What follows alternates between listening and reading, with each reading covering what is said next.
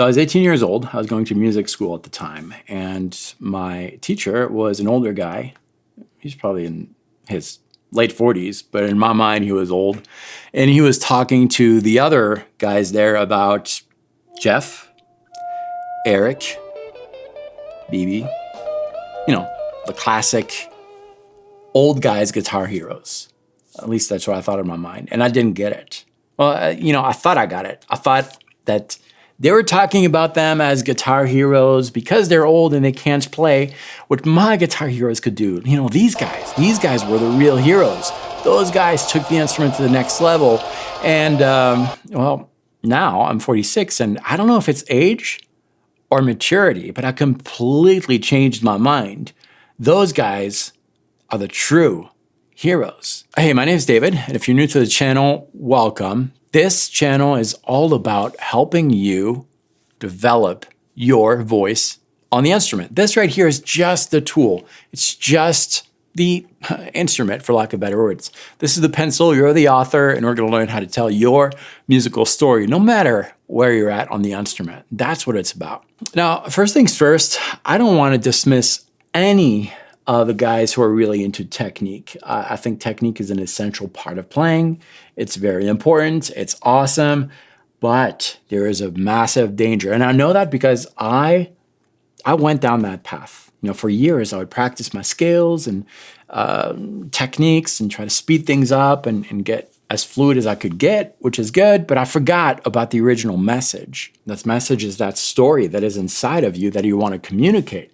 The reason that is important is that it's that kind of stuff that is really going to have an impact on the listener, and that's the stuff that's really going to last. So how do you work on that? Well, it's way easier than you think. And it's interesting because a lot of my students want to get there, and they take the wrong approach until I tell them what I'm about to share with you. The typical approach is learn scales, learn licks, look at the scale, try to let your fingers get comfortable with the scale, and eventually what happens is that everything you play is directed by your fingers. They go where it's comfortable, and that creates very generic solos. So that's not the way you do it.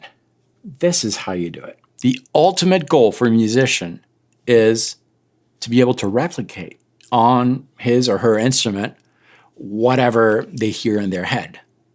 So that's what we're going to work on. Along with that goal is to come up with ideas in your head and translate them through the instrument. So it all starts in here, right? Let's put this down and let's think of a type of musician that would have to create ideas like that with no instrument. Well, that doesn't exist, but we're going to think of a singer. So we're a singer. We're no longer a guitar player. The ideas that are really going to last forever, the ones that you remember, are vocal driven. So let's practice that. So we're just going to open up Spotify and look for Lionel Richie. Love that guy. Hello.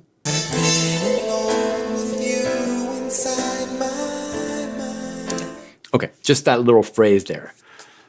Na, na, na, na, na, na, na, na. What can we learn from that? Well, the first thing we can learn is that it's a pretty concise phrase. Why? Well, because we've got to breathe in. Na, na, na, na, na, na, na, na, na, na. I can't really go further than that. Okay, I get it in my mind. Try to think of all the different ways I can sing that, adding a little bit of drama.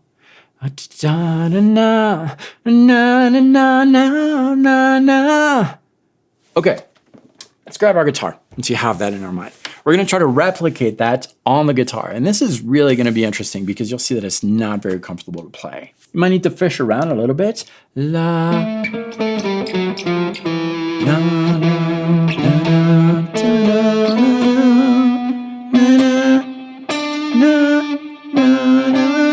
okay, that's one way of playing it.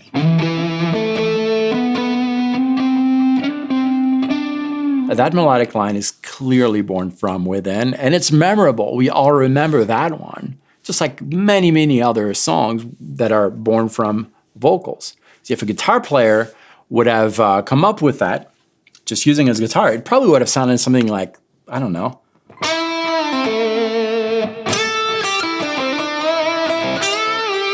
Right? Very guitar friendly. This is not the case. A quick question. Do you remember that lick I just played to you on the guitar? I don't. But I do remember na na na na na na na na na na.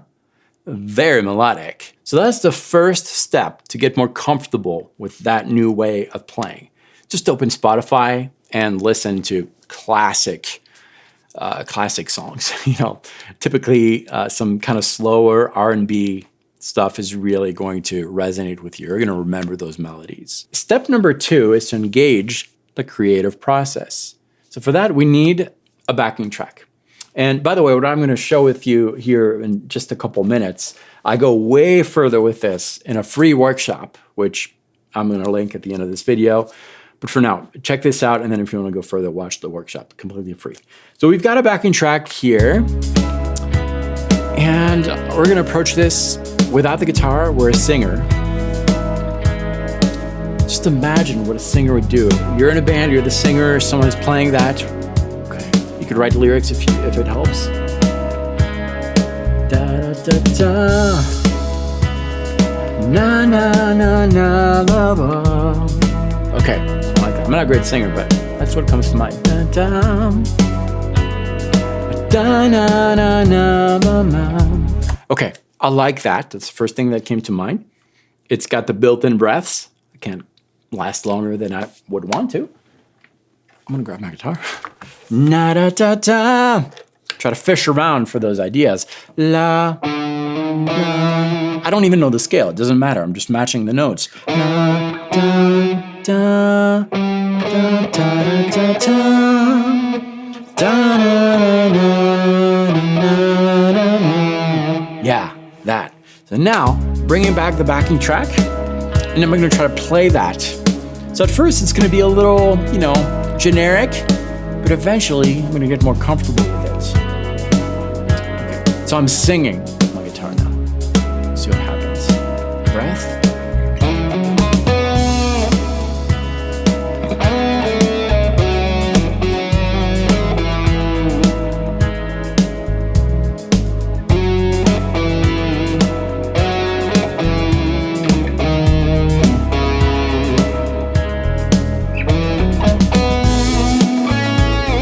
I'm singing.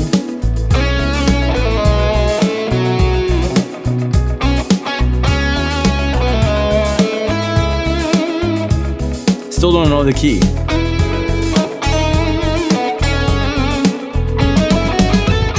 Now here's what happens. Once you have a simple melodic line, once you start implementing that on the guitar, and yes, I realize I had to stop the backing track, fish around. Eventually the process is very, very fast. But once you start kind of painting some notes around the fretboard, your finger memory is going to kind of take over, and it's going to associate with what you're playing here some shapes that it's seen before.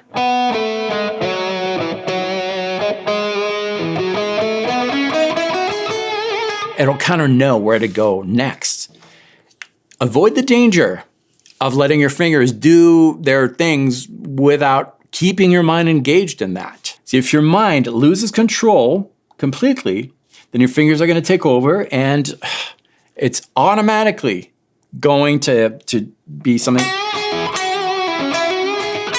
those licks that you heard over and over, and you're going to start thinking in terms of scales, patterns, and it's going to be super predictable. And at the end of the solo, sure, the listener and you, the player, is going to feel like, I had a good time, but did you really tell something that had an emotional impact on the listener and on yourself? Probably not. Obviously, when you're playing, you need to come up with something on the fly.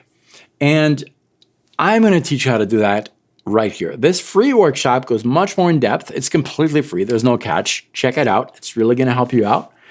And I think by the end of this, your playing is going to be so much better, so much more in control. Check it out. I'll meet you in the workshop. Let's do this.